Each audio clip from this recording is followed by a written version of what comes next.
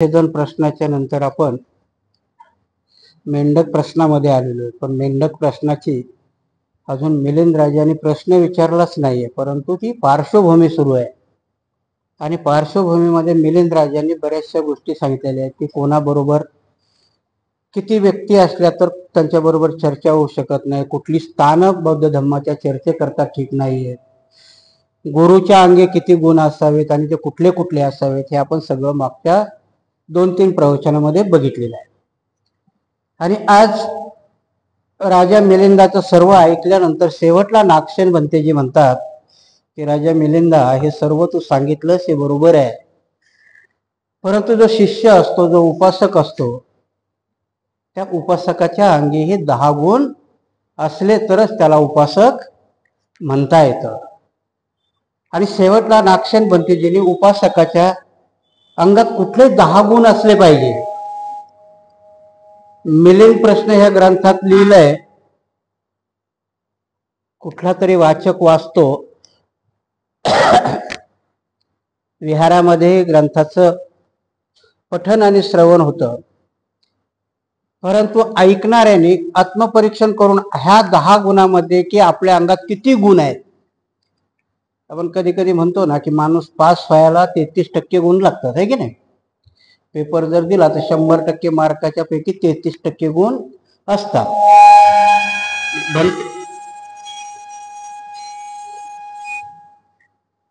भंते नागसेनाने सांगितलेल्या 10 गुणापैकी जर आपण तोच रेशो लावला तर किमान 4 गुण तरी आपल्या अंगात असायला काही हरकत नाही. म्हणजे किमान आपण काठावर पास हो. सर्वच्या सर्वच असले तर मग काही हरकतच नाही. परंतु भंते नागसेनाने सांगितलं की उपासकाच्या शिष्याच्या अंगामध्येही हे 10 गुण असले तर त्याला बुद्ध धम्माचा उपासक म्हणण्याच्या लायक आहे. आता ते 10 गुण आहेत ते आपण बघूया. मी माझ्या परीने जसं विश्लेषण करता येईल तसं करेल. तुमच्या बरोबर मीही आत्मसमर्पण करेल की मीही त्याच्यामध्ये काही मोडतोय की नाही मोडतोय. आणि प्रत्येकाने केलं, कारण काय होतं की भानगड त्याच आहे, आम्ही दुसऱ्यात असावं बघतो, आहे की नाही. बुद्ध धम्म दुसऱ्याने पाळावा. कारण कधी कधी जर असं चाललं की मी एका ठिकाणी गोष्ट कुठे वाचली मला माहिती नाही, मला वाटतं कुठल्या तरी हिरोचीच आहे, की लव्ह मॅरेज असतं, नवरा पंजाबी बायको सिंधी. आता घरात सगळे भरभराट असते, पैशाची कमी नाही, म्हणून बापाने पार्ट्या केलेल्या असतात तर मुलंही पार्ट्या करतात ना. आणि मग मुलगी पार्टी करून रात्रीची 12 वाजता घरी येते. बाप चक्रा मारतो लॉन मध्ये, आई चक्रा मारते, कारण मुलगी 12 वाजेपर्यंत बाहेर आहे म्हटल्यावर काळजी संमिश्र भावना असतात ना, की पोरगी बिघडली का काय झालं. आणि पोरगी गाडीतून उतरून जशी बंगल्यात प्रवेश करते तसा बाप जोरात म्हणतो, हे बघ मुलीची जात आहेस, 12 वाजलेत, कुठे होतीस. आणि बोलता बोलता म्हणतो की पंजाबीच्या घरात असं चालत नाही. बायको सिंधी आहे ना, ती पोरगी 12 वाजता आली का 1 वाजता आली ते राहतो बाजूला, पण बायको म्हणते मग का शिंद्याच्या घरात असतं का. असं त्या दोघांच नवरा बायकोचे भांडणं सुरू होतात. पोरगी आरामशीर जाऊन बेडरूम मध्ये झोपून राहते. सांगण्याचा उद्देश काय आहे की आपण प्रत्येक जणाला काय वाटतं की दुसऱ्याने धम्म पाळावा, ती जबाबदारी माझी नाही, आणि मी दुसऱ्याच्या चुका काढत असतो म्हणून. आणि कधी कधी आपल्याला आत्म सन्मान जास्त असतो की माझ्याकडे हे सगळं आहे, दुसऱ्याकडे ते नाही. परंतु आम्ही आत्मपरीक्षण केलं तर आम्ही जिथे जिथे तुकड्या. आणि काय होतं म्हणूनच सांगितलं ना की निपक्षपातीपणाने जेव्हा माणूस स्वतःची समीक्षा करतं मग सुधारण्याचे चान्स असतात. आम्ही समीक्षा दुसऱ्याची करतो, आहे ना. आता कधी बघितलं कोणाच्या ग्रंथाची समीक्षा केल्या जाते, कोणाचा जर सेंड ऑफ असेल तर त्या माणसाची समीक्षा केल्या जाते. पण समीक्षा करण्याचा अधिकार त्याच माणसाला पोहोचतो की ज्यांनी स्वतःची समीक्षा केलेली आहे. आणि म्हणून इथेही तेच सांगितलंय की जोपर्यंत आपण स्वतःची समीक्षा करत नाही तोपर्यंत आपल्याला दुसऱ्यातली गुण आणि अवगुण ओळखता येतील, परंतु त्याच्यावर भाष्य करण्याचा अधिकार आपल्याला पोहोचत नाही. आणि म्हणून एका ठिकाणी आता कुठली गोष्ट आहे ते माहिती नाही, कुणी महात्मा गांधीच्या नावावर खपवतंय, कुणी बुद्धाच्या नावावर खपवतंय. पण जेव्हा एक बाई मुलाच्या पोटामध्ये जास्त कृमी होतात, कारण तो जास्त गोड खात असतो, गोड खाल्ल्यानेच पोटात किडे होतात म्हणतात ना, कृमी होतात, जंत होतात. तर मग तिला विचारतात, ते सांगतात की जा बुद्धाकडे घेऊन जा, ते सांगतील. आणि मुलगाच त्यांचा ऐकेल, कारण आरांताचं ऐकतात म्हणतात. ते घेऊन जाते बाई, सांगते भगवान बुद्धाला की बघा याच्या पोटामध्ये जंत झाल्यात आणि हा गुळ खातो, कधी ऐकत नाही किती जरी म्हटलं तरी. आणि मग भगवान बुद्ध तिला सांगतात की हा बाई तू 1 महिन्याने ह्या बाळाला घेऊन माझ्याकडे ये. जेव्हा ती 1 महिन्याने घेऊन जाते तेव्हा भगवान बुद्ध त्या बाळाच्या डोक्यावर हात फिरवतात आणि त्याला सांगतात की बाळा गुळ खाऊ नये, गुळ खाल्ल्याने पोटात जंत होतात, पोटात जंत झालं की माणूस आजारी पडतं. आणि एवढं बोलून म्हणतात की बाई याला घेऊन जा. बाई म्हणते एवढंच सांगायचं होतं तर मग 1 महिना कशाला थांबवलं, त्याच दिवशी सांगता आलं असतं ना. भगवान बुद्ध म्हणतात की त्या दिवसापर्यंत मी गुळ खात होतो आणि मी गुळ खातो म्हणून त्या मुलालाही सांगण्याचा अधिकार मला पोचत नाही. ह्या 1 महिन्यामध्ये मी कुठेही भोजनाला गेलो तर भोजनामध्ये मी गुळ घेतला नाही आणि म्हणून मला आता नैतिक अधिकार पोचतो की त्याला सांगता येईल. तसंच भंते नागसेनाने सांगितलं की उपासकाच्या अंगी 10 गुण असावेत, कारण ते राजा मिलिंदामध्ये होते. आणि म्हणून कुठले गुण आहेत ते आपण बघूया, काय असायला पाहिजे. स्थवीर आणि मिलिंद राजाची विनंती मान्य करून योग्य शिष्याच्या अंगी 10 गुण असले पाहिजे. म्हणून ते पुढे म्हणाले, महाराज उपासकाच्या अंगी देखील हे 10 सद्गुण असले पाहिजे, तरच तो योग्य उपासक बनू शकतो. ते 10 गुण असे: उपासकाने आपल्या भिक्षूविषयी पूर्णपणे सहानुभूती बाळगावी, धर्माला सर्वश्रेष्ठ मानावे, भिक्षू यथाशक्ती दान देण्यास चुकू नये, धर्माचा लोप पावत आहे असे दिसून आल्यास धर्माच्या पुनर्जीवनासाठी पराकाष्ठाचे प्रयत्न केले पाहिजेत. तो त्रिरत्नाप्रती योग्य विचारसरणी ठेवीत असतो. असा उपासक केवळ जिज्ञासेपायी सर्वत्र प्रसिद्धी मिळेल म्हणून इतरांच्या मतात न जाता धर्माप्रती व गुरुप्रती एकनिष्ठ राहतो. असा उपासक सतत आपल्या विचारावर व कृतीवर लक्ष ठेवतो. तो शांतता प्रिय असतो, एकतेचा प्रशंसक असतो. आणि असा शिष्य केवळ धर्माचे दिखाऊ अवडंबर माजवीत नाही, तर तो यथार्थाने बुद्ध धम्म व संघाच्या ठाई त्याची नितांत श्रद्धा व निष्ठा असते. महाराज योग्य उपासकाच्या अंगी संघाचे ठाई त्याचे नितांत श्रद्धा व निष्ठा असते. असणारे हे सर्व 10 सद्गुण आपल्या अंगी विद्यमान आहेत. येणाऱ्या गंडांतरापासून धर्माला वाचविण्याचा व धर्माची पुनश्च भरभराट व्हावी म्हणून आपण योग्य दिशेने पावले टाकीत असून त्यासाठी आपली सर्व शक्ती पणास लावित आहात. हे आपल्याकरिता उचित, योग्य आणि खरोखरच शोभण्यासारखे आहे. महाराज मी आपणास हवे ते प्रश्न विचारण्याची मान्यता देत आहे. आपण कोणतेही प्रश्न विचारा. आता मी सरळचे 10 प्रश्न वाचलेत आणि तुम्ही म्हणाल की याच्यात काय एवढी मोठी गोष्ट आहे की नाही. तसा बरोबर विचार केला तर याच्यात आपल्याला काहीही मोठी गोष्ट वाटत नाही. आणि भंते नागसेन मग त्या राजाला म्हणतात की राजा, की हे सर्व 10 गुण तुझ्या अंगामध्ये आहेत आणि हे 10 गुण तुझ्या अंगात असल्यामुळंच तू कुठलेही प्रश्न विचारण्याला पात्र आहे.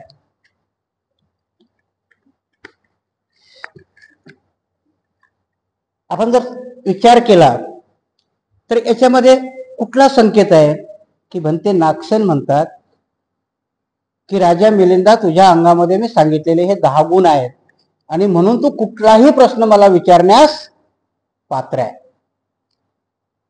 भगवान बुद्धाच्या धम्मामध्ये भगवान बुद्धांनी त्या काळामध्ये प्रश्न विचारूनच जे बी उपासक आले, श्रेष्ठी आले, तर त्यांना त्यांच्या प्रश्नाची उत्तरं भगवान बुद्धांनी दिलेली आहे. तसंच राजा मिलिंदानेही प्रश्न विचारलेत आणि म्हणून नागसेन भंतेजींनी पहिल्याच प्रश्नाला त्यांना सांगितलेलं आहे की उपासकाच्या अंगी आपल्या भिक्षूविषयी पूर्णपणे सहानुभूती बाळगावी. मला सांगा की आपल्या साकेत नगरमध्ये जवळजवळ मला वाटतं मोठी वस्ती आहे. आता इथं 2 गोष्टी आहेत की मी नुसतं उपासकालाच दोष नाही देणार, कारण भंते नागसेना राजा मिलिंदाने आचार्याचे गुण सांगितलेले आहेत. म्हणून मी सांगितलं की भिक्षूची इज्जत केली पाहिजे, तर मग आचार्याच्या गुणात जावं लागतं आहे की नाही, ते गुण आचार्यात बी आहेत की नाही, म्हणजे दोन्ही बाजू बघताना. तर इथे पहिल्याच प्रश्नात ते म्हणतात की उपासकाने भिक्षुप्रती किंवा आपल्या गुरुप्रती सहानुभूती बाळगली पाहिजे. आता सहानुभूतीचा अर्थ त्यावेळेस वेगळा आहे. आता सहानुभूती म्हणजे काय? दया आहे. सहानुभूतीचा अर्थ दया आहे ना. त्यावेळेस दया हा शब्द अपेक्षित नाहीये. सहानुभूती म्हणजे त्यांची इज्जत करणे. कारण तुम्ही जोपर्यंत आपल्या भिक्षूची किंवा आपल्या गुरुची इज्जत करणार नाही तोपर्यंत गुरुकडून तुम्हाला कुठलाही उपदेश किंवा माहिती उपलब्ध होण्याची शक्यता कमी असते. आणि मग शब्द तोच आहे की आचार्याच्या अंगात असणारे 25 गुण जर परफेक्ट असतील तर शिष्याने मात्र त्याची उपेक्षा करता कामा नये, त्याच्याशी सहानुभूती केली पाहिजे. आपल्या शिष्याच्या प्रती तो पूर्णपणे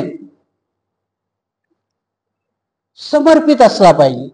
जर तुम्ही भिक्षूच्या प्रती समर्पित नसाल, आपण आहोत का आता, मग त्याच्यावर प्रश्नही निघेल की भिक्षू 25 गुण संपन्न आहेत का, तर नाही आहेत.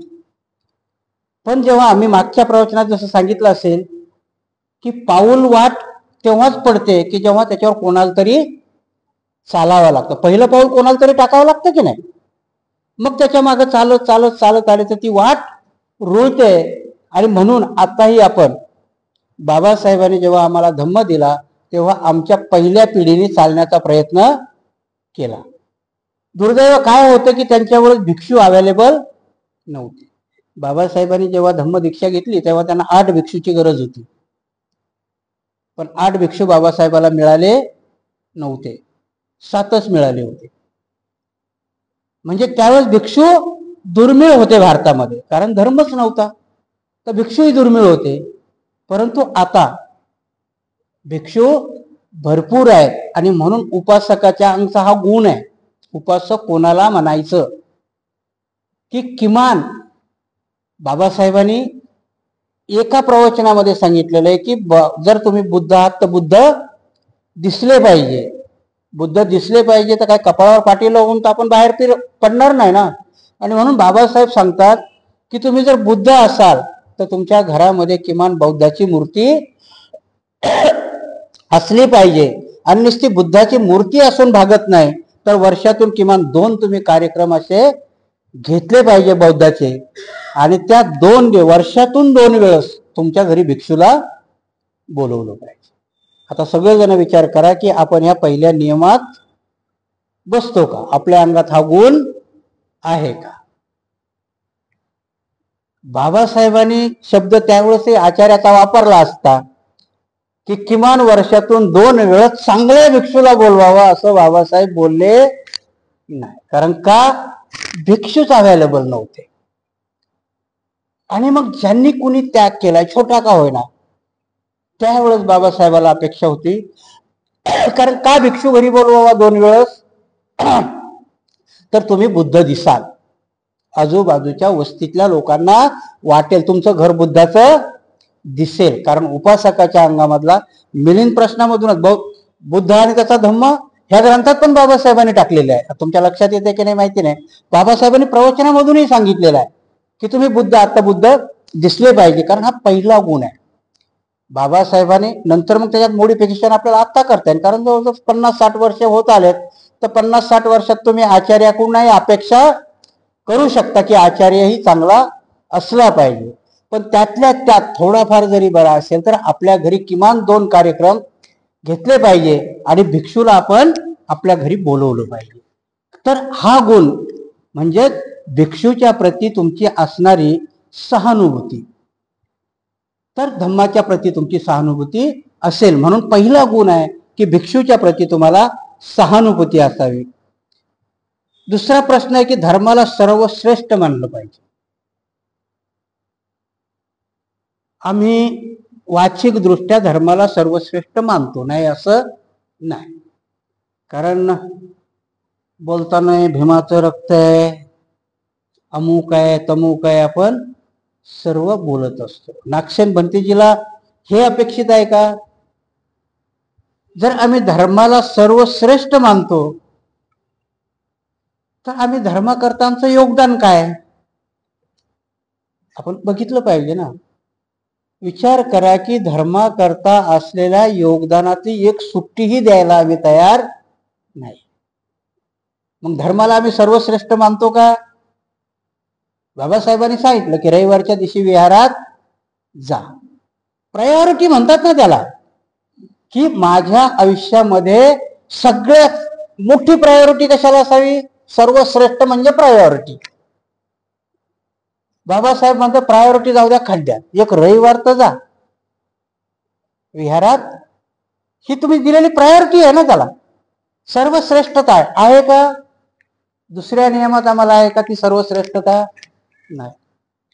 आम्ही तो एक रविवाराचा त्यागही करायला तर सुट्टी आहे, भरपगारी रजा आहे ती. पण त्या दिवशी नाही, एका जणाला, मी त्यावेळेस भिक्षू नव्हतो, आम्ही विहारात जायचो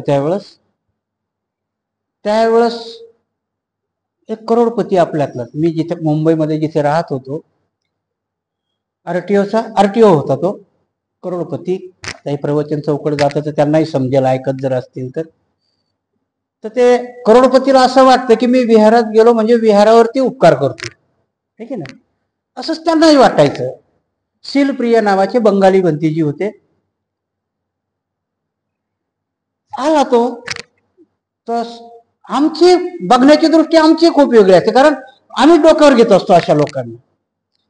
तो करोडपती आल्यानंतर आमचे सगळे लोक त्याच्या आजूबाजूला जमा झाले, की असं झालं की त्याने विहारावरती उपकार केले. ते शीलप्रिय भंतीजी भरते स्ट्रिक होते. ते आल्यानंतर जो तो आला, तो साहेब बसा त्यालाच चाललं. ते भंतीजी आले, त्या भंतीजीकडे बघायला कोणतरी भंतीजी आले, प्रवचन सुरू झालं. आणि मग भंतीजी त्याला म्हणतात, ओळखतात तरी पण म्हटलं कोण आहेत तुम्ही? मला ओळखत नाही. भंतीजी म्हणणार कोण आहेत तुम्ही, जरा ओळख करून द्या, पुढे येऊ. त्याला एवढं खजेल झालं. आणि मग भंतीजींनी प्रवचन दिलं की नुसता पैसा असून भागत नाही, तर तुम्ही त्या धम्माला किती प्रायोरिटी देता, त्या धम्माकरता तुमच्या मनामध्ये किती प्रायोरिटी आहे. म्हणून रविवारचा दिवस आमचा हुरडा पार्टी करता असतो, पण बुद्ध विहाराच्या जाण्याकरता नसतो. याचा अर्थ काय की भंते नागसेन त्यांना उपासक मानतात का? मग आम्ही बायबर फक्त बुद्ध आहोत का? मागच्याच प्रवचनात मी सांगितलं होतं की काशीराम हा सगळ्यात चांगला बुद्ध होता. त्याच्या अंगावर चिवर निसतानाही तो दिवसातून एकच वेळ जेवायचा. त्यांनी त्याच्या नावावर कुठेही अकाउंट काढलं नाही. आमच्या भिक्षूचे 5-5 अकाउंट आहे. त्याचं पक्षाचं अकाउंट होतं, त्याचं नव्हतं. स्वतःचं प्रायव्हेट अकाउंट त्याचं कुठेही नव्हतं. तो एका रात्री विनाकारण कुठल्याच गावात थांबला नाही. भिक्षूला सांगितलंय विनाकारण एका ठिकाणी एक रात्र थांबायचं नाही. तो जेव्हा पण त्याने आईला पत्र लिहिलं की आजपासून मी घरी येणार नाही, आणि मरेपर्यंत तो घरी गेला नाही. मग मला सांगा, तो चांगला भिक्षू होता का आम्ही चिवर घेतलेला चांगला भिक्षू आहोत? आचरणाने असायला पाहिजे ना. तरी आम्ही त्याला बौद्ध मानायला तयार नाही का? असं म्हणे त्याने अजून दीक्षाच घेतली नाही. आम्ही जन्माने बुद्ध आहोत, आचरणाने बुद्ध आहोत का? आणि हे गुण आहे. नागसेन भंतेजीने राजा मिलिंदाला तेव्हा सांगितलेलं आहे, आताही ते आम्हाला लागू पडतात. म्हणून आपण जर आम्ही सर्वश्रेष्ठता देतो का? त्या करोडपतीचं उदाहरणच सांगायला काय देत होतो, त्याला एका ठिकाणी असंच आम्ही विचारलं होतं की काय येत नाही तो विहारा साहेब? एक कसं येणार म्हणे, रविवारच्या दिवशी तेवढाच तर एक दिवस असतो. रोज सकाळी, मुंबई ही टायमावर चालते, रोज सकाळी उठून म्हणे 8-10ची लोकल पकडावं लागते. मग सकाळी 5 वाजता उठावं लागतं ना. 5 वाजता उठा, आंघोळ करा, ते करा, बायको उठते, डबा बनवून देते. आजचाच रविवार भेटतो म्हणे, आज 9 वाजेपर्यंत झोपतो, आणि तुम्ही म्हणता 11 वाजता विहारात. कसं शक्य आहे? 11 वाजता नका, दुपारून द्या. म्हणजे मी उठतोच 10-10:30 वाजता. 10-10:30 वाजता उठल्यानंतर 11-11:30 वाजतात आंघोळ बिंघोळ हे करायला. मग जेवण बिवण खावण करून मग 8 दिवसातून 1 दिवस कसं तरी आराम करायला भेटतो. बरं म्हणे 3-4 वाजता, 4-5 वाजता म्हणे आठवड्यातून एकदा तर प्यायला भेटतं, ते वेळ होतो म्हणे आमच्यावाली प्यायची. क्वार्टर पिल्यावर कसा जाग येणार म्हणे? आठवड्यातून एकदाच घेतो ना. सांगण्याचा उद्देश माझा तो आहे की प्रायोरिटी आम्ही कशाला देतोय. एक दिवस दिला, ती ही सुट्टी बाबासाहेबांनी दिली, रविवारची सुट्टी बाबासाहेबाच्या उपकारामुळे मिळालेली, आणि त्या तेवढी प्रायोरिटी द्यायला आम्ही तयार नाही. आणि म्हणून इथे भंते नागसेन सांगितलं की तुम्ही धर्माला किती सर्वश्रेष्ठता देता याच्यावरती तुमच्या उपासक आहात की नाही. ग्रस्त सगळेच आहेत ना. उपासक ह्या शब्दाला किंमत आहे, शिष्य ह्या शब्दालाही किंमत आहे. कारण वर्गात गेला, शिकला तर शिक्षित, गुरुच्या पुढे शिकायला गेला तर शिष्य आहे ना. आम्ही बुद्ध म्हणतो, बुद्ध नाही आहेत तुम्ही ग्रस्त आहात. उपासक झालं पाहिजे. आम्ही उपासक आहोत का? मग मी तुम्हाला उदाहरण देतो, तुम्ही एवढे बसलेले नक्कीच उपासक आहात, कारण तुम्ही प्रायोरिटी दिलेली आहे. आता हल्ली टेक्नॉलॉजी वाढल्यामुळे कधीतरी माणूस अर्धा तास काढून तो बघतोय, म्हणजे तेवढा का व्हायना उपासक होतो. ती प्रायोरिटी दिल्या जाते. म्हणजे धर्माला आम्ही किती सर्वश्रेष्ठ समजतो याच्यावरती उपासकाचा गुण अवलंबून असतो. तर तिसरा गुण आहे, भिक्षुश यथाशक्ती दान देण्यास चूक करू नये. आता याच्यावरती तर एवढा वादंग असतो की पहिलं मीही म्हणायचो. 2 उदाहरणं सांगतो मी तुम्हाला. दानाची. मी नवीनच चिवर घेतलं होतं. मग कुणी माणूस मेला की मला म्हणायचे, जा तुम्ही, पुण्याचं काम आहे. शेवटचा विधी आहे ना तो. मला तो विधी शिकून पण दिला होता. मी जायचो प्रत्येक. त्याला गेलं की सगळे दुःखातच असतात ना, बोंबलतच बसतात सगळे. आपणही जायचं तिथं, त्रिशरण पंचशील म्हणायचं, त्रिरत्न वंदना म्हणायची, आगद्या म्हणायचं, निघून यायचं. मलाही चांगलं वाटायचं त्यावेळेस, नवीन झालं होतं ना.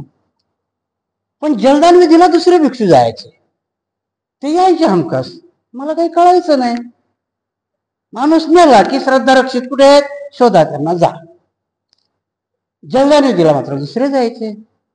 आणि एक वेळ चुकून ज्याच्या अंत्यविधीला गेलो होतो त्याच्या जलदान विधीला मी गेलो. जलदान विधीचा कार्यक्रम घेतला. त्या दिवशी मला 1500 रुपये दान भेटलं. म्हटलं, हा, ही भानगड आहे का जलदान विधीची? कारण ज्या वेळेस त्याला जातो त्यावेळेस नुसते बोंबलत असतात, कोण दान देतंय, दुःख असतं ना. दानाची गोष्ट सांगतोय की यथाशक्ती भिक्षूला दान केलं पाहिजे. ही आसक्ती भिक्षूमध्येही आहे, नाही असं नाही. त्यावेळेस मला कळायचं की अरे, याच्याकरता मला सांगतात का त्या कार्यक्रमाला तुम्ही जलदान विधीला आम्ही जातो. सांगण्याचा उद्देश तोच आहे. आता दुसरं कारण सांगतो तुम्हाला. जांभळा नावाचं गाव आहे इथे बाजूला, जर तुम्ही ऐकलं असेल, 20-25 किलोमीटर वरती आहे. आपल्या औरंगाबादच्याच एका व्यक्तीचं लग्न तिथे जाणार होते लागायला. ते माझ्याकडे आले. मी शक्यतोवर बाहेर, औरंगाबादच्या बाहेर कुठेही कार्यक्रम जात नाही, कारण बाबाची जबाबदारी माझ्यावर असल्यामुळं मी कुठे जातच नाही. पण मोठ्या भंतेजींनी सांगितलं की तुम्ही जा, 20 किलोमीटर ते आणूनही सोडतील तुम्हाला. म्हटलं बरं. मी गेलो तिथे, लग्न बिग्न लावलं. लग्न लावल्यानंतर आता आपलं लग्न होतं ते. इकडं शेवटचं लग्न, नवरा नवरीने एकमेकाच्या गळ्यामध्ये हार घातले आणि दोन्ही साईडनी मारामाऱ्या सुरू झाल्या. हे याच्यावर मारते, ते त्याच्यावर मारते. कशावर मारते? दारू पिलेले होते ना सगळे. त्याच्यात आता मला काही झाली, 7:30-8 वाजले होते. मला बाबाची काळजी ना, कुणी दान तर दिलंच नाही, पण माझी पंचायत होती की अरे बाबा, इथून जवळ 40 किलोमीटर मला नेऊन तर सोडा. मी प्रत्येकाला शोधत होतो. पुरीवाले अलगच, ते नवरदेवावाले अलग. मी एकाला, अरे मला नेऊन सोडताय का, मला नेऊन सोडताय का? दान गेलं खड्ड्यात, परंतु नेऊन सोडायलाही मला कुणी तयार नव्हतं. शेवटी मी रोडवर येऊन उभा राहिलो. एक जण गाडी घेऊन आला. म्हटलं, कुठे चालला रे बाबा? औरंगाबादला. तर हो, तो मला वाटतं छोटा उपासक तो असावा. भंतेजी, म्हटलं मला औरंगाबाद मध्ये कुठेही नेऊन सोड, मग मी रिक्षाने जाईल. दानाची ही गोष्ट आहे. कारण उपासकही दान द्यायला तयार नाहीत, कारण ती दान पारमिता आहे. दान पारमिता करताना आणि नंतर मग मी भगवान बुद्धाची ती दान पारमिताच वाचत गेलो की नेमकं खरं काय त्याच्यामध्ये. तर दान पारमितामध्ये 5 पारमिता अडकलेल्या आहेत. कारण तुम्हाला जोपर्यंत आतून उत्पन्न होत नाही तोपर्यंत तुम्ही दान द्यायला तयार होत नाही. आणि एका ठिकाणी भगवान बुद्ध लिहितात की तुमची इच्छा असो चाहे नसो तुम्हाला एक वेळेस महासंगदान करावंच लागतं. महादान प्रत्येक जण करतो, पण ते आपल्या लक्षात येत नाही. कारण जेव्हा आपण मरत असतो तेव्हा आपली नाविलाजानं सगळी संपत्ती आपण दानच करून जात असतो. परंतु ते दानही कधी कधी चांगल्या याच्यात जात नाही, कारण तुमची दान पारमिता झालेलीच नसते. दान पारमिता झाली आणि त्यावेळेस मग तुम्हाला ती असलेली संपत्ती परत तुम्हाला जन्म घ्यायला लागते. कारण दान पारमितेमध्ये तुमची आसक्ती मेलेली नसते. आणि म्हणून छोट्या छोट्या याने का होत नाही, माणसाला दान पारमिता करता आली पाहिजे. दानाची उपासकाचा तो एक गुण आहे की तुम्हाला ते दान देण्याची तुमच्यातली भावना निर्माण झाली पाहिजे. तो एक उपासकाचा गुण आहे. दान हल्ली आपण त्याला चिल्लरपणा म्हणतो, कारण आपण भिक्षूवरही टीका. आता मी दोन्ही उदाहरणं तुम्हाला सांगितलं, भिक्षूचंही सांगितलं आणि उपासकाचंही सांगितलं की उपासकही त्या लेवलवर भिक्षू घेऊन गेले. नंतर मग त्या भिक्षूचं काय झालं माहिती नाही. दुसऱ्या दिवशी ते माझ्याकडे आले, त्या दिवशी मी त्याला हात जोडले, म्हटलं मी कुठल्याच कार्यक्रमाला येणार नाही. मला आज कळलं की भंतेजी काय म्हणतात, अगोदर पैसे देऊन मग येतो. भंतेची चूक आहे का? जर तिथून 40 किलोमीटर मला चालत यायचं असतं तर काय पंचायत झाली असती? दोन्ही गोष्टी आहेत ना.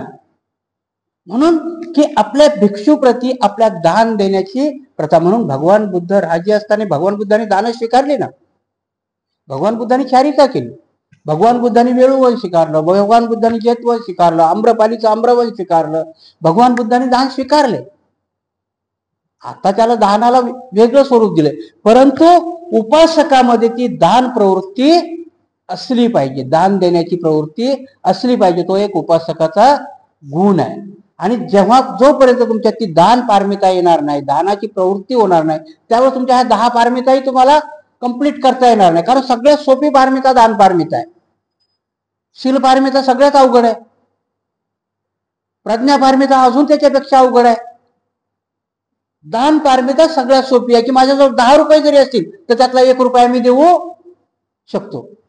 आपल्याला घरच दान करायला नाही सांगितलं, कारण दान पारमितेमध्ये सगळ्या पारमिता समावल्या जातात.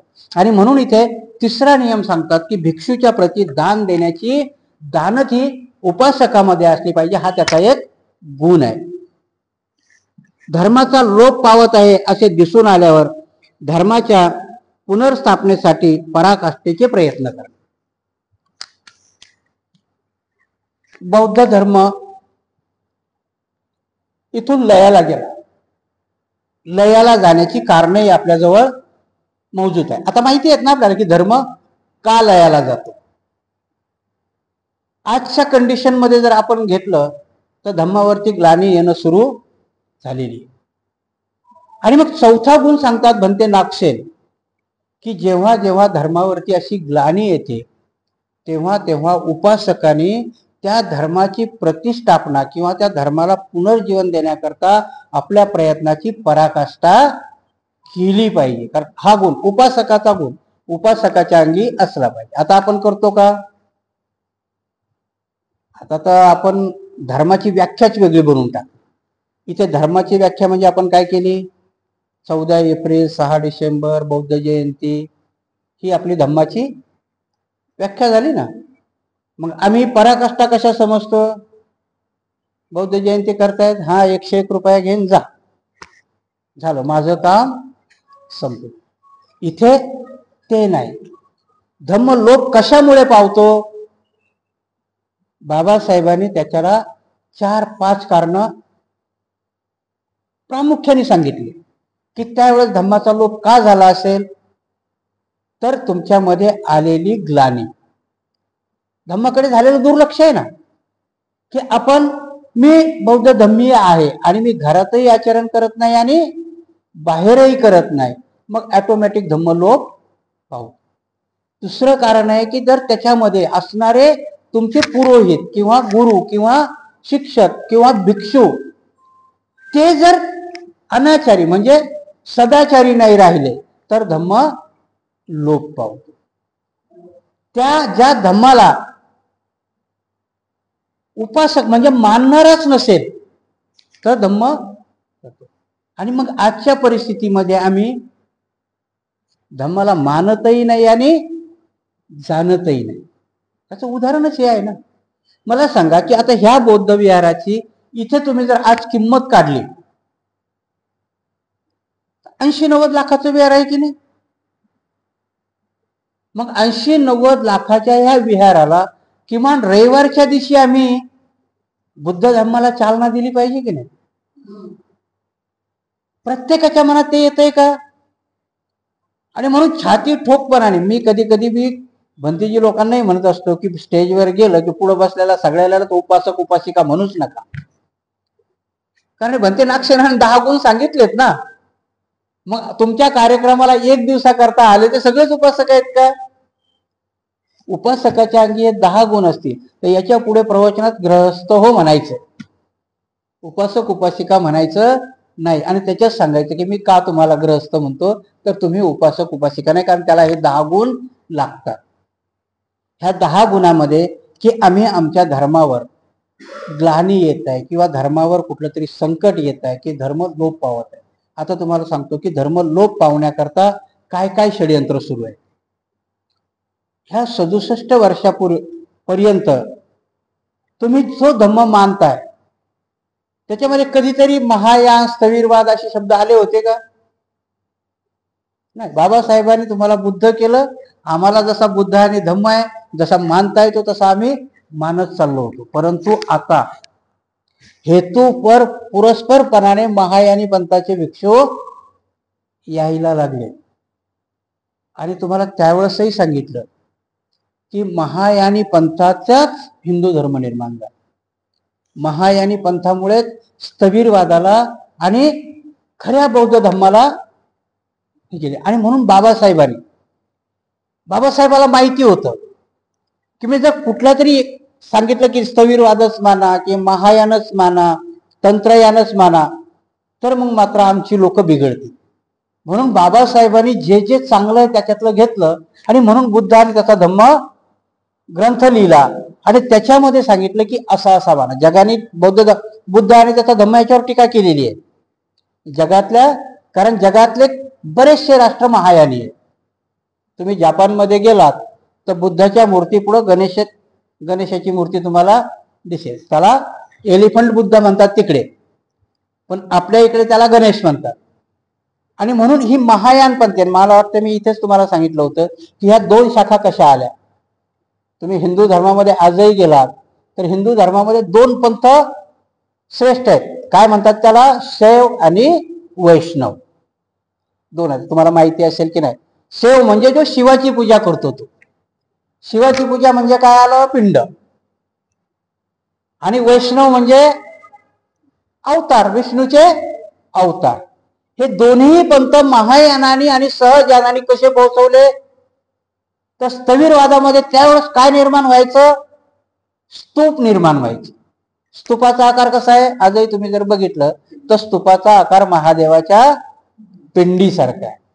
आणि म्हणून स्थविरवादामध्ये जे स्तूप होते त्यांनी त्याला शैव म्हणून शंकर बनवला, महादेव बनवला आणि तुमच्या स्तूपाला महादेवाची पिंड बनवली. म्हणून तो महायान आणि तंत्रयानवालांनी त्याला शैव पंथ बनवलं आणि मग त्याचे उपनिषद बनवले. तर अकलेतेश्वर तुमच्यातले जे बोधिसत्व होते, बोधिसत्व आजही तुम्ही पश्चिम बंगालमध्ये गेला तर ज्या देवी म्हणतात ना त्यांना, ती तुमची मंजुश्री आहे. बोधिसत्व मंजुश्री, मग तारा, ह्या ज्या देवी बनवल्याच्या बोधिसत्व होत्या. अकलेतेश्वर तुमच्याला पदमपाणी, वज्रवाणी हे बोधिसत्व आहे. 2 संकल्पना आहेत महायान आणि स्थविरवादामध्ये. स्थविरवादामध्ये श्रोतापत्ती, अनागामी, श्रोतागामी, अरहंत, पश्चेत बुद्ध आणि सम्यक बुद्ध ही संकल्पना स्थविरवादामध्ये. तर इकडे पश्चक बुद्धाच्या ऐवजी बोधिसत्व. आणि बाबासाहेबांनी बोधिसत्व स्वीकारलं. बाबासाहेबांनी म्हणजे महायानामधली चांगल्या संकल्पना स्वीकारल्या, स्थविरवादामधले जवळजवळ सर्व स्वीकारलं. आणि म्हणून बाबासाहेबांनी तुम्हाला महायान आणि तंत्रयान स्थविरवाद असं न करता सगळा मिक्सअप दिला. आणि म्हणून बाबासाहेबाच्या तुमच्या धम्माला काय म्हटलंय? नवयान म्हटलं.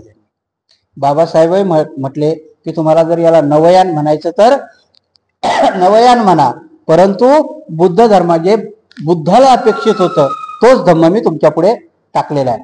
सांगण्याचा उद्देश काय की आजही तुमच्या धम्मावरती घाला घालण्याकरता RSS किंवा ज्या क्रांती आणि प्रतिक्रांतीच्या होत्या त्या आता हळूहळू सुरू झालं. त्याच्याकरता आम्हाला उपासकाला सजग राहावं लागतं की जेव्हा आमच्या धर्मावरती कुठलं तरी संकट येतं, आचरण येतं, त्यावेळेस आम्ही त्या धर्माची प्रतिष्ठापना करण्याकरता शिकल्या सवरलेल्या उपासकांनी सजग राहिले पाहिजे. म्हणजे उपासकाच्या अंगी तो गुण असला पाहिजे.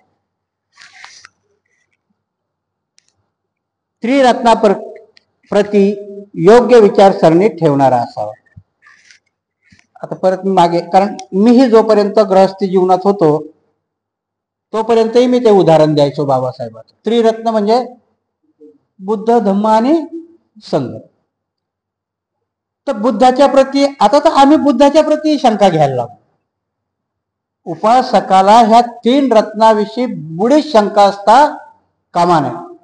ह्या त्रिरत्नाच्या प्रती मीही उपासक असताना शंका घ्यायचो की बाबासाहेबांनी बुद्धाला शरण जातो सांगितलं, धम्माला जातो, संघाला जात नाही असं बाबासाहेब.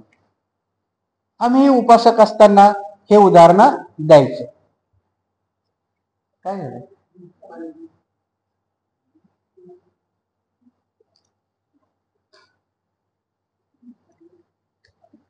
हे उदाहरण तेव्हाही द्यायचो. आणि नेमकं होतं काय की आम्ही कोणाच्या प्रती कुठपर्यंत सजग असलं पाहिजे. आजही आम्ही त्रिशरण म्हणजे काय नेमकं? मी बुद्ध, धम्म आणि संघ याला शरण जातो. नथी मे शरणंग अयंग, धम्मो मे शरणंग वरंग, संघो मे शरणंग वरंग. म्हणजे ह्या तिन्ही शिवाय मला दुसरी शरणच नाहीये. ह्या तिन्ही व्यतिरिक्त नाही. परंतु आम्ही त्याच्यामध्ये काय काढलं, कधी कधी बाबासाहेबाच्याच नावाने खप. मी पण होतो. मी जेव्हा गृहस्थी जीवनात होतो तेव्हा मी खूप मोठे भाषण द्यायचो याच्यावरती.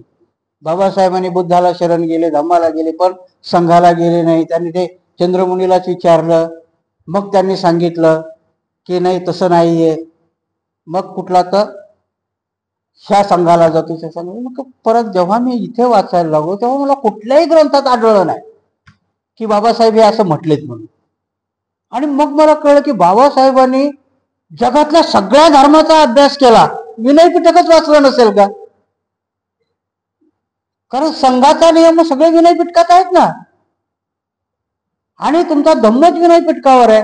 आणि बाबासाहेबांनी विनय पिटक, बाबासाहेब एका ठिकाणी म्हणतात की घटना मी विनय पिटकावून लिहिली. घटनेची संकल्पना मला युरोपमध्ये चोरी करायला जायची काही गरज पडली नाही. कारण या देशामध्ये भगवान बुद्धाचेच विनय पिटक असे की संघाला. आणि मग तेव्हा लक्षात येतं की आम्ही बाबासाहेबाची व्याख्याही किती कमी करतो. आणि म्हणून इथे 2700 वर्षापूर्वी जेव्हा नागसेन बंतेजी सांगतात की उपासक त्यालाच म्हणावं की जो 3 रत्नावरती आपली श्रद्धा कायम ठेवतो. आमची होते का? नाही. आम्ही बुद्धावरही नाही, धम्मावरही नाही, संघावरही नाही. कारण जोपर्यंत त्याच्यावरती आमची श्रद्धा कायम होत नाही तोपर्यंत आम्ही उपासक म्हणण्याच्या लायक नाही. इथे राजा मिलिंदांनी बघा, राजा मिलिंद जेव्हा हे प्रश्न विचारायला येतो तेव्हा राजा मिलिंदांनी आपला राजपाट पण सोडलेला आहे. तेवढ्या 10 दिवसाकरता त्यांनी जेव्हा हे प्रश्न विचारायला येतो डोक्यावरचा मुकुट पण त्याने उतरून ठेवलेला आहे. म्हणजे तो समर्पित झालेला आहे. आज आम्ही समर्पित आहोत का? तर नाही. धम्म, संघ आणि बुद्ध ह्या तिघांवरती जोपर्यंत आम्ही समर्पित होत नाही तोपर्यंत आम्ही बुद्धाचे उपासक नाहीयेत. उपासकाच्या अंगी हा 5वा गुण आहे की तो बुद्ध, धम्म आणि संघ त्रिरत्नावरती त्यांच्यावरती विश्वास ठेवणारा किंवा त्यांना समर्पित असणारा असा. केवळ सर्वत्र प्रसिद्धी मिळावी म्हणून इतरांच्या मतात न जाता धम्माप्रती व गुरुप्रती एकनिष्ठ राहावे. आता याचा अर्थ काय की आजही मी मागच्याच प्रवचनात म्हटलं होतं, त्याच्यावर आमच्या विहारामध्ये खूप चर्चा झाली. मोठ्या भंतेजींनीच मला बोलून घेतलं होतं, तुम्ही धम्म परिषदेविषयी कशाला बोलता म्हणे, लोक बंद करून टाकतील. म्हटलं करू द्या ना मग, धम्म परिषदा बंद केल्या तर, नाही तर तुम्ही पुढाकार घ्या. धम्म परिषदा सारख्या करा ना. त्या धम्म परिषदेमध्ये इथे 2700 वर्षापूर्वी त्याने तेच सांगितलं की मला कुठेतरी मोठेपण मिळवायचंय म्हणून मी कुठेतरी कार्यक्रम घेतो. याला उपासक म्हणता येईल का? त्याच्यामध्ये आउटपुट आलं पाहिजे काहीतरी. फक्त मला मोठेपणा मिळावा, मला दिखाऊपणा मिळावा, आणि त्या दिखाऊपणा करता मी जर कुठले तरी धम्माचं काम करतोय असं दाखवत असेल तर त्याला उपासक म्हणता येणार नाही. कारण आजच्या धम्म परिषदेचा सोहळा तसाच होत गेला. कुठला तरी लीडर उठतो, कोणाला तरी बोलवतो, आणि मग त्याच्यामध्ये त्याला नाव असतं धम्म परिषद, त्याला नाव असतं धम्म मेळावा, त्याला नाव असतं हे फक्त कशा करता की मला प्रसिद्धी भेटावी. भंते नागसेन म्हणतात की याला उपासक म्हणता येत नाही. उपासक हा प्रसिद्धी विन्मुख असावा, प्रसिद्धी लोलूप नसावा. त्याला धम्माची ती कास असावी की मला कुठली तरी प्रसिद्धी मिळते म्हणून मी करणार नाही. ते धम्माच्या प्रती त्याला सजगता असली पाहिजे.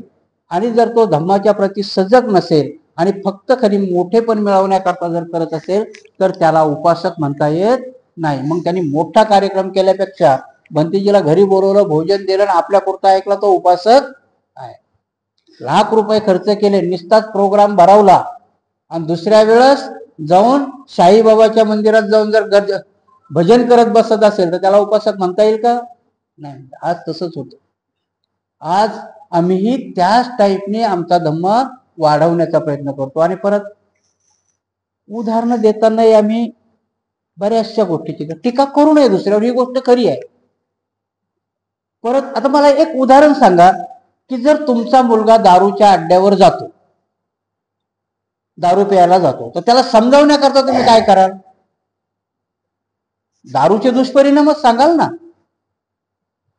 मग जर आमचा माणूस खंडोबा आणि मरीआई सोडायलाच तयार नाही तर मग मला त्या खंडोबाच्या मरीआईचे दुर्गुण सांगावे लागतील ना. दारू प्यायल्यासारखंच आहे की नाही ते? टीका करू नका हे मला मान्य आहे. परंतु जर मला माझ्या उपासकाला किंवा माझ्या ग्रहस्थाला जर समजावताना ते समजावायचं असेल तर मग मात्र मला त्यातले दुर्गुण सांगावेच लागतील ना. जर ते दुर्गुण सांगायचेच नाही तर मग मला यांना सुधरवता येणार नाही ना. मग आमचा माणूस तो अर्धा कच्चाच असतो. मग तो आम्ही लॉजिक देतो, बाबासाहेबांनी काय सांगितलं, ब्रह्म विष्णू यांना देव मानू नका. अल्लाह आणि साईबाबाला म्हटलंय का? नाही. मग मी जातो की साईबाबा देतात ना उदाहरणं. मग समजावताना सांगावं लागेल. बुद्धाने ते एका वाक्यातच सांगून टाकलेलं आहे ना, नथी मे शरणंग आहे, यांच्या व्यतिरिक्त मी कोणालाच मानत नाही. बुद्धाने ते एका वाक्यात केलं, नथी मे शरणंग आहे बुद्धो मे शरणंग वरण येते न सज्जेव जनम हो तुम्ही जय मंगल. की बुद्धाशिवाय मला कुठलीही शरण नाही, धम्माशिवाय मला एका वाक्यात सांगून टाकलं. हे वाक्य आमच्या डोक्यात गेलं नाही म्हणून बाबासाहेबांनी सांगितलं मी ब्रह्म विष्णू महेश यांना मारणार नाही. कारण बिना नाका तोंडाचे देव तुमच्या घरात होते. मग आताही आमचे लोक सांगतात की टीका करू नका. मी म्हणतो ना, मी नाही टीका करत रे बाबा, पण माझ्या दारू पिणाऱ्या पोराला त्या दारूचे दुर्गुण सांगावे लागतील की नाही. की दारू प्यायल्यानं लिव्हर खराब होतं, दारू प्यायल्याने माणूस लवकर मरतं. हे सांगताना तसंच आहे ना की खंडोबाला जाऊन तुला काही भेटणार नाही. हे दुर्गुण सांगावे लागतील. आणि म्हणून फक्त केवळ मला माझं मोठेपण मिळतं, मला काहीतरी मिळतं, आणि माझ्या कृतीमधून मी समजा उद्या अंगावर शिवर आहे आणि मला जर त्या लोकांनी बोलवलं, RSS वाल्यांनी बोलवलं, काय नाही बाबा तुम्ही आमच्या सभेमध्ये येऊन बसा, काय होईल? माझ्याकडे बघून माझा समाज विचलित होईल ना. म्हणून कोणाचं तरी मन राखण्याकरता मी वाईट कृती करावी का? आज आमच्यातली लोक म्हणतात की नाही, राजकारणाकरता काही करावं लागतं हे ना, विठ्ठलाच्या याला त्यांच्या समाधानाकरता जावं लागतं. तो एक प्राध्यापक आहे बघा, तुम्ही त्यांचं ऐकले की नाही काय त्याचं नाव आहे, दिल्लीचा, दिल्ली युनिव्हर्सिटी मधलं आंबेडकर नामा नावाचं तो एक चॅनल चालवतो. कसा आपला बुद्धी भ्रष्ट केली जाते आणि आपले बुद्धिजीवी लोकही आपल्या डोक्यावरती एवढा प्रघात करतात की तुम्ही एकटे राजकारणात सक्सेस होऊ शकत नाही. भडीमार केला जातो तुमच्यावर, परंतु तेच बुद्धिजीवी तो कस नाही लावत की तुमच्या सोबत मातंग, चर्मकार, वंजारी, बंजारी तुमच्या सोबत कसा येईल, याच्याकरता त्यांची बुद्धी पणाला ते लावत नाही. बुद्धी कुठे पणाला लावतात, तुम्ही काँग्रेस बरोबर जा, याच्याकरता बुद्धी. आणि कोण लावतोय तो, जो स्वतःला बाबासाहेबाचा पाईक म्हणतो. त्याची बुद्धी तुझ्या नाही पणाला लावत की मातंग बहेकलाय त्याला तुमच्यात आणा, त्याच्याकरता त्याची बुद्धी तो पणाला लावायला तयार नाही. तो बुद्धी कुठे पणाला लावतोय की तू मत जर दुसरीकडे दिलं तर बीजेपी निवडून येईल म्हणून तू काँग्रेस बरोबर जा. त्या काँग्रेसमध्ये असणाऱ्या मांगा महाराज संभाराला हा समजावायला तयार नाही, त्यांची सुपारी घेऊन तुम्हाला समजावतो. हे कळलं पाहिजे आम्हाला. इथे धम्म कळला पाहिजे आम्हाला की धम्म सांगताना कुठले दुर्गुण आहेत आणि कुठले अवगुण आहेत हे आम्हाला सांगता आले पाहिजे. तुमचा मित्र कोण आहे, कल्याण मित्र कोण आहे आणि छुपा शत्रू कोण आहे हे तुम्हाला ओळखता आलं पाहिजे आणि सांगता आलं पाहिजे. जर ते ओळखता आणि सांगता येत नसेल मग फक्त खाली आत्मसन्मान करताच आहे ना सगळ्या गोष्टी सुरू. आताच्या गोष्टी सगळ्याच सुरू आहेत. कोणाला तरी मंत्री व्हायचंय, कोणाला तरी हे व्हायचंय, म्हणून धम्म कुठेही गेला तर धम्म सोयीस्करपणे तिथे घेऊन जातात.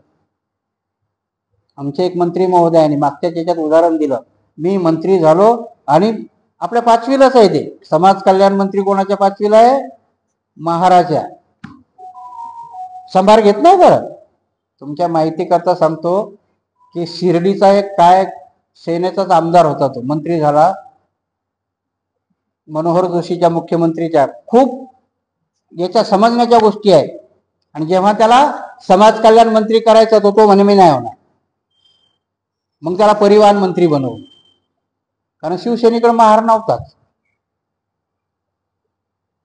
म्हणून त्यांना अडचण आली होती. आता आहे म्हणून समाज कल्याण मंत्री तुम्हाला केल्या जातं. समाज कल्याण मंत्री करायचं. अजून आतली एक गोष्ट सांगून ठेवतो, आमचे रामदास आठवले साहेब जेव्हा समाज कल्याण मंत्री होते ना, पहिल्याने झाले शरद पवारांनी केलं. आमच्या लक्षातच येत नाही. आमचे आठवले साहेब समाज कल्याण मंत्री होते, परंतु महात्मा फुले विकास मंडळ आहे ना, याचे अधिकार त्यांच्याकडनं होते.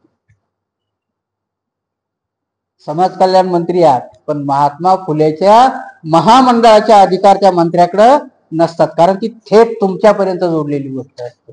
आणि जी थेट तुमच्यापर्यंत जोडलेली असते ते पॉवर त्यांच्याकडे नसतात. मग त्यांच्याकडे पॉवर काय होते, आदिवासीमध्ये जाऊन साड्या वाटा. ह्या गोष्टी आमच्या लक्षात आल्या पाहिजे की आम्हाला कुठे भ्रमिष्ट केल्या जातं. आम्हाला राजकारण येतच नाही. राजकारण या लोकांना, माझा दावा आहे, राजकारण यांना येत नाहीये. राजकारण बुद्धांनी सांगितलं ते राजकारण आम्ही करत नाही. आम्ही राजकारण मोफत करतो की जिथे आम्हाला काहीही करायची गरज पडत नाही तिथलं राजकारण करतो. आणि म्हणून प्रत्येक जण उठसूट म्हणतो की युती केली की तुमचे 2 तरी निवडून येतील. तेच आम्हाला कळत नाही की आमचे 2 कशाला पाहिजे. पावर असायला पाहिजे जी तुमच्याकडे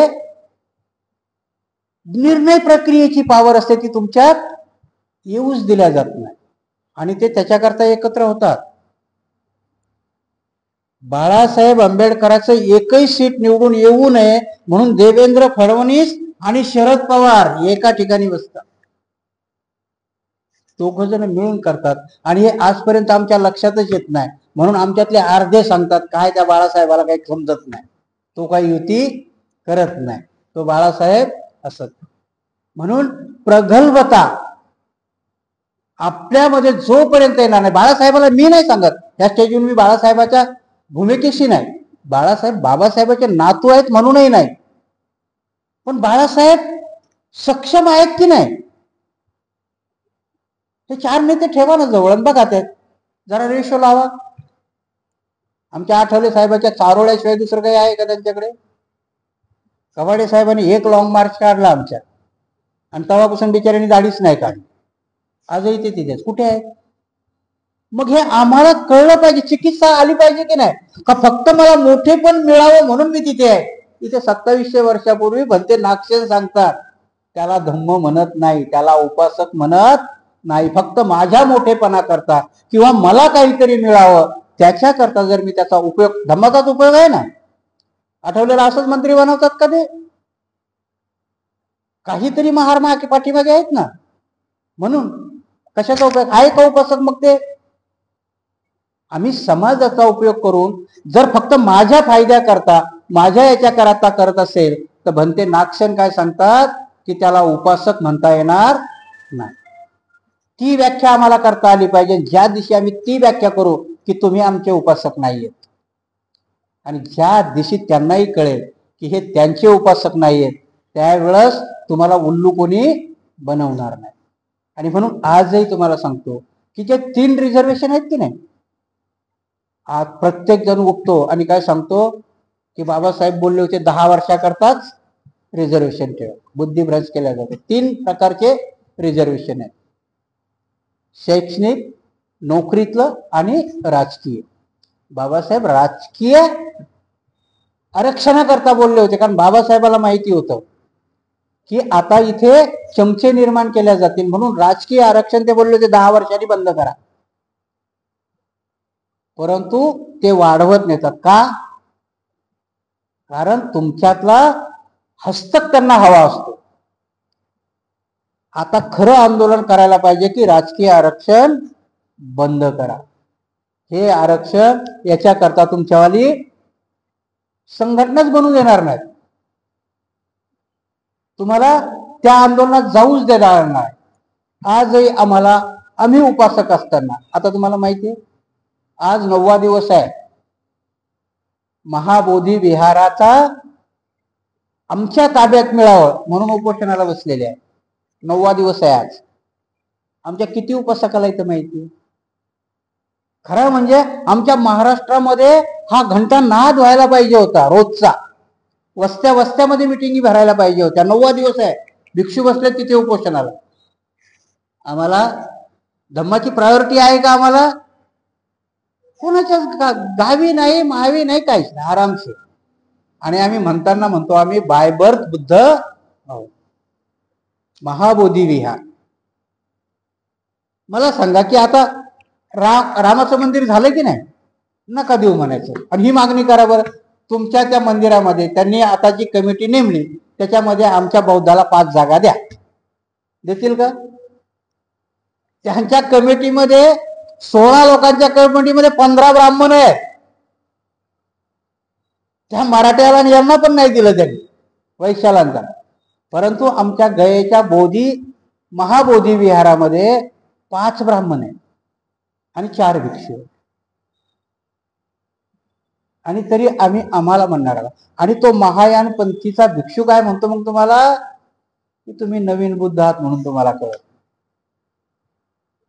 त्या आमच्या बौद्ध संघाला सांगतात, बाबासाहेबांनी लिहिलंय ना, शूद्रपूर्वी कोण होते? तर शूद्र आजही लोक काय समजतात? शूद्र म्हणजे मांग महार संभार. व्याख्या ती नाहीये. शूद्र म्हणजे मांग महार संभार नाही, तुम्ही तर अवर्ण आहात. शूद्र म्हणजे कोण आहेत? कुणबी, धनगर, माळी, लोहार, सांबार हे शूद्र आहेत. आणि शूद्रपूर्वी कोण होते? तर हे शूद्रच पूर्वी बौद्धिस्ट होते. हनुमंत उपरेने त्याची व्याख्या केली होती ओबीसीची, ओरिजिनल बौद्धिस्ट क्लास म्हटलं होतं. ते आहेत. आम्ही तर अवर्ण आहोत. अवर्ण तर आम्ही तर खूप जवळचे बौद्ध आहोत. आणि म्हणून जो महायाने सांगतो की तुम्ही नवीन बौद्ध झाला, त्यांना सांगता आलं पाहिजे बौद्धीने की नाही आम्ही ओरिजिनल बौद्धच आहोत. आणि बाबासाहेबांनी हा धम्म का स्वीकारला? तर बाय बर्थ, बाय हे की तुम्ही पिढ्यानपिढ्या चालत आलेल्या तुमच्या अनुकरण प्रिय तुमच्या ब्लड मध्येच बौद्ध धम्म आहे, तो लवकर स्वीकारला जाईल. आणि म्हणून आम्हाला बौद्ध धम्माची दीक्षा दिलेली आहे. बाबासाहेबांच्या कोट आहेत. मी तुम्हाला जर समजा शिखाच्या धम्मात टाकलं असतं, मुसलमानाच्या धम्मात टाकलं असतं, तर तुम्ही मात्र त्या पद्धतीने अनुकरण करू शकले नसतात, कारण हे तुमच्यात ओरिजिनल आहे. बाबासाहेबांचा तो एक ग्रंथ आहे, महारपूर्वी कोण होते. त्याच्यामध्ये बाबासाहेब स्पष्टपणाने लिहितात की बुद्धाच्या वंशाळेपर्यंत महाराची उत्पत्ती आहे. आणि म्हणून की इथे आम्ही उपासक कसा असावा, तर फक्त स्वतः करता मोठेपण मिरवणारा नसावा, तो धर्माकरता धर्माच्या प्रती अंगीकार करणारा असावा. हा त्याचा 6वा गुण आहे. आपल्या विचारावर व कृतीवर लक्ष ठेवणारा असावा. आता मी कसं सांगितलं की आमची विचार आणि कृती तफावत आहे ना याच्यामध्ये. आम्ही बोलताना वेगळं बोलतो आणि कृती करताना वेगळेच असतो. मला सांगा की कुठे, मला वाटते आज गाडगे बाबाची जयंती आहे. गाडगे बाबा खरे बोधिसत्व म्हणता येईल त्यांना. त्यांचा इतिहास जर तुम्ही बघितलात तर हा अनाडी माणूस आहे. एक उदाहरण सांगतो त्यांचं गाडगे बाबाचं छोटस, की गाडगे बाबाचा शिरस्ता काय होता की कुठल्याही गावात जर ते गेले की ते गाव झाडायचे, हातामध्ये खराटा घ्यायचे, पूर्ण गाव स्वच्छ करायचे आणि त्या गावातल्या पाटलाच्या दारात जाऊन बसायचे आणि त्याला म्हणायचे मला जेवायला दे. आता किती साधं आहे की नाही.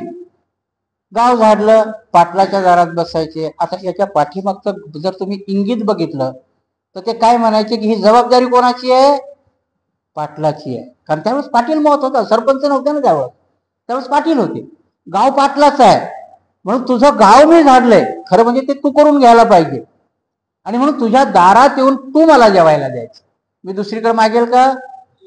इथे हक्काचा प्रश्न गाडगे बाबा तेव्हा सांगतात की मी काम केलंय तर कामाच्या हक्काचं तुझ्याकडूनच घेईल. ते एका गावामध्ये ते जातात, पूर्ण गाव झाडतात आणि त्या पाटलाच्या दारात जातात तेव्हा पाटील पुरणपोळी खात असतो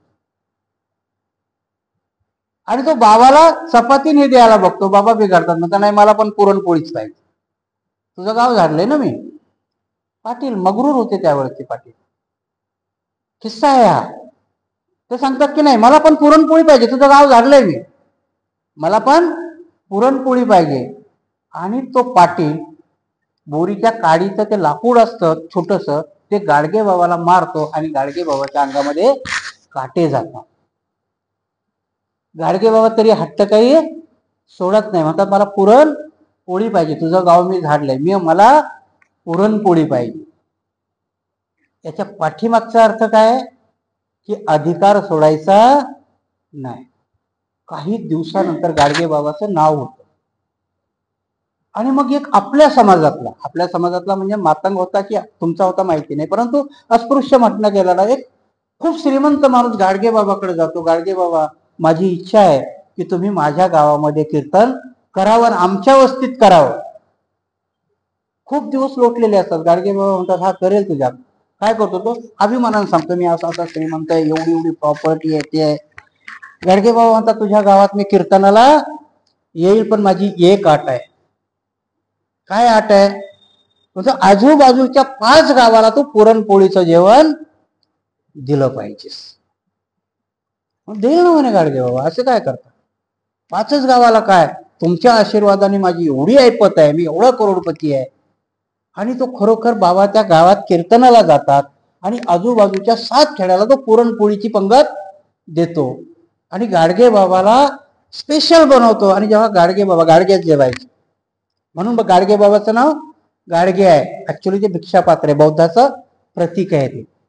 आणि जेव्हा तो पुरणपोळी घेऊन जातो तेव्हा तो सांगतो नाही मी ह्या गावात ह्या वर्षी पुरणपोळी पोटभर खाल्लेली आहे, त्याचे व्रण आहेत राजा माझ्या अंगावर. फक्त तुला सांगायचं होतं रे की ज्या गरीबालाही तू श्रीमंत झालास, पण तुला आठवण असावी की तू खाणारी पुरणपोळी त्यांनाही कधीतरी मिळाली पाहिजे. याला म्हणतात बोधिसत्व. हे होते गाडगे बाबा. नाही तर पण गाडगे बाबा आम्हाला साफ करणारे बरेचसे लोक सांगतात, कारण ह्या लोकांनी अशिक्षित लोकांनी शिकवली. आणि म्हणून बाबासाहेबांचं त्यांचं नातं जेव्हा भेट होते ना तेव्हा गाडगे बाबा प्रत्येक असे कीर्तनाला बसले की सगळ्या लोकांना विचारायचे काय रे तुमच्या देवाला आंघोळ करता येते का. मग ते म्हणायचे नाही जी. मग कोण घालते, तर म्हणजे आम्हीच घालतो. आणि म्हणजे देवा, तुमच्या देवाला आंघोळ करायची अक्कल नाही, तो तुम्हाला काय देईल रे? तुमच्या देवाला धोतर नेसता येतं का? तर म्हणे नाही जी. म्हणे ज्याला धोतर नेसायची अक्कल नाही तो तुम्हाला कपडे कुठून देईल? असं करत करत करत बाबा प्रत्येक त्या कीर्तन ऐकणाऱ्याकडूनच वधवून घ्यायचे. आणि मग कधीतरी त्या सभेमध्ये बाबासाहेब बसलेले असायचे, कधीतरी कर्मवीर भाऊराव पाटील बसलेले असायचे. ही मोठी मोठी मंडळी त्यांच्या कीर्तनाला जायची. आणि मग त्यावेळेस मध्येच ते म्हणायचे, तुम्हाला जिवंत देव बघायचा आहे का? लोक कावरी बावरी व्हायची ना, की गाडगे बाबा कोणता देव आम्हाला दाखवायचे.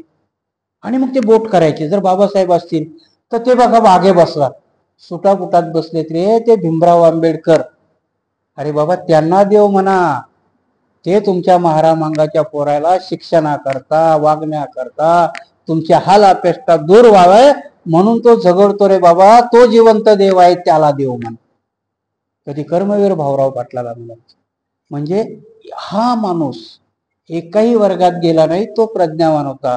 त्याने जेव्हा बाबासाहेब कायदा मंत्री होते आणि गाडगे बाबा आजारी पडले.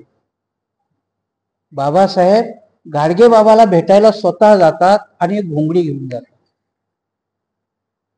दवाखान्यात आहेत आणि तिथे गाडगे बाबा बाबासाहेबाला म्हणतात, तुम्ही कशाला आलात? तुम्ही मंत्री आहात, तुमचा एक एक मिनिट महत्वाचा आहे, माझं काय फकीराचं?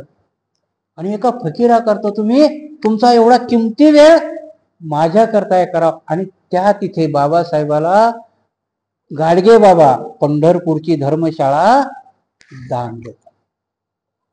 गाडगे बाबा पंढरपूरला त्यांनी 4 धर्मशाळा बांधल्या, पण कधीही त्या विठ्ठलाच्या मंदिरात स्वतः गेले नाही. आणि म्हणून अशी माणसं, ही खरी बोधिसत्व आहे. यांनी कबीर झाले, गाडगे बाबा झाले, ही लोक यांनी खरा धम्म शिकवला. त्यांनी कधीही तुम्हाला थोतांड सांगितलं नाही. आणि म्हणून ही माणसं एक दिवसही शाळेत न गेलेली, एक दिवसही त्यांनी न शिकलेली.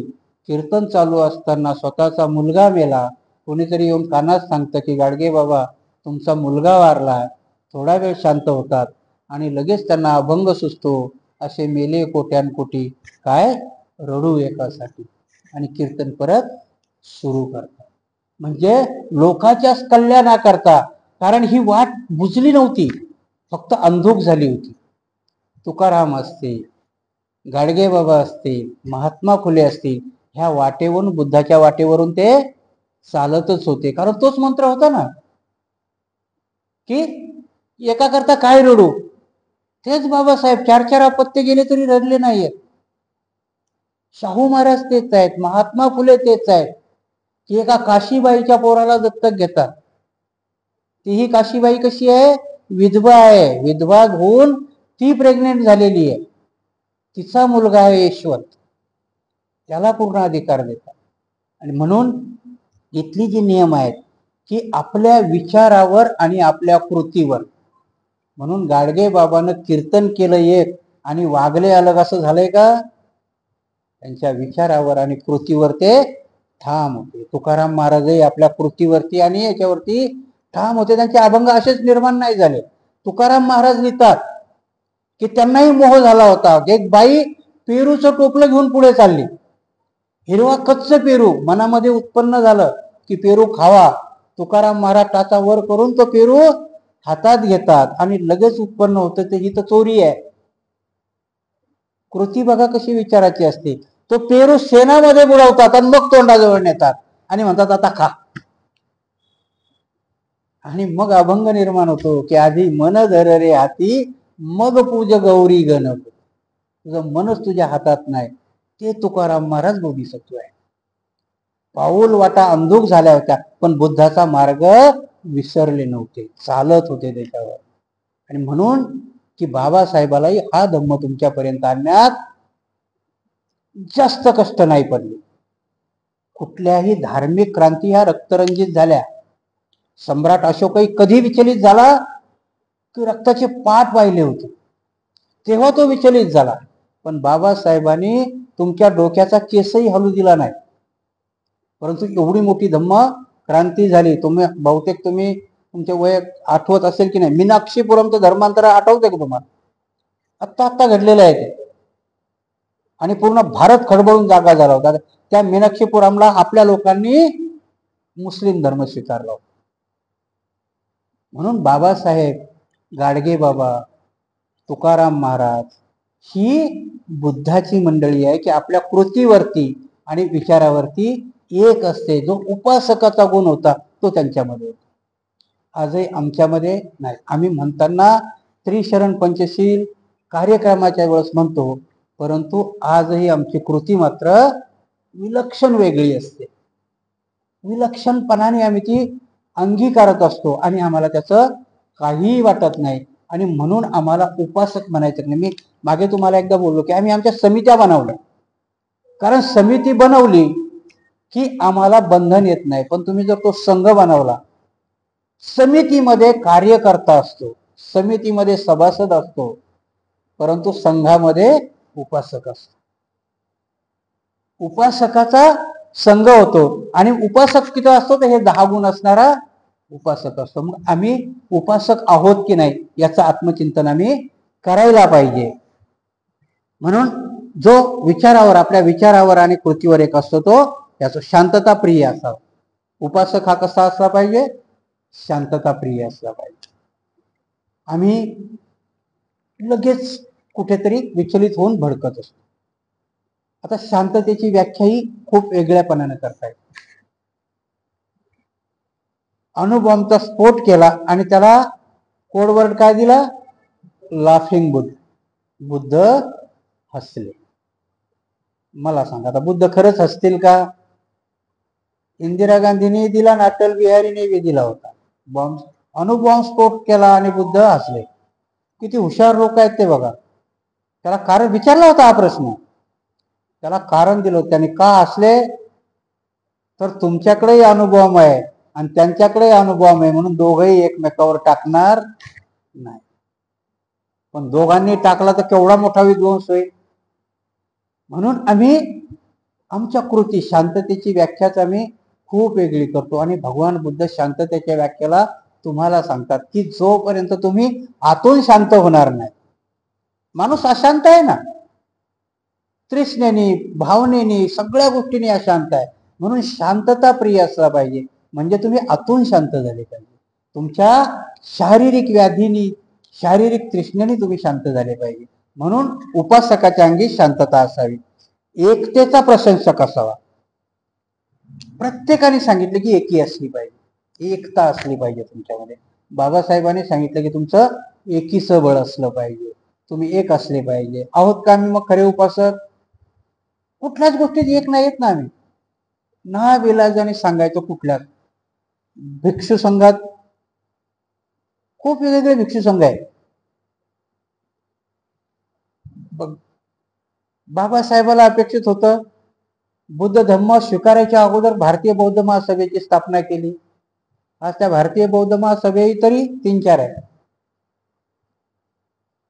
कुठेच एकता नाहीये. मग जर एकता करण्याकरता आमचा प्रयत्नच नसेल तर मग आम्ही उपासक आहोत का? आणि हा कितवा गुण आहे? 9वा गुण आहे की आम्ही एकते करता प्रासंगिकता घेऊन आम्ही त्याचा प्रयत्न केला पाहिजे. हा गुण उपासकाच्या अंगी असला पाहिजे. तर धर्माचे दिखाऊ अवडंबर माजवणारा नसावा. आजच्या घडीला आम्ही धर्माचे दिखाऊ अवडंबर माजवणारेच भरपूर लोक आहोत. आणि हे 10 गुण ज्याच्या अंगी असतील, आजच्या ह्या प्रवचनामध्ये भगवंते नागसेनाने सांगितलेले 10 गुण राजा मिलिंदाला सांगितले. प्रासंगिकता आजही आहे. आणि म्हणून प्रत्येकाने आत्मपरीक्षण करावं की मी सुरुवातीला जसं सांगितलं की ह्या 10 गुणापैकी किमान माझ्यात किती गुण आहे, मी बाउंड्रीवर तरी पास होऊ शकतो का, याचं जरी आपण आत्मचिंतन केलं तरी ह्या धम्मग्रंथाचं वाचनाचं काही ना काहीतरी पुण्य किंवा याचा उपयोग आमच्या उपयोगी पडेल. एवढीच आजची धम्मदेशना देऊन आपण उद्यापासून मेंढक प्रश्नाला सुरुवात करूया ही अपेक्षा व्यक्त करतो की आज आम्ही ऐकलेल्या ह्या 10 गुणापैकी बरेचसे गुण आत्मसात करण्याचा आम्ही प्रयत्न करू आणि ह्या प्रयत्नाला निश्चित फळ येईल अशी अपेक्षा व्यक्त करून मी आजचं प्रवचन इथेच थांबवतो.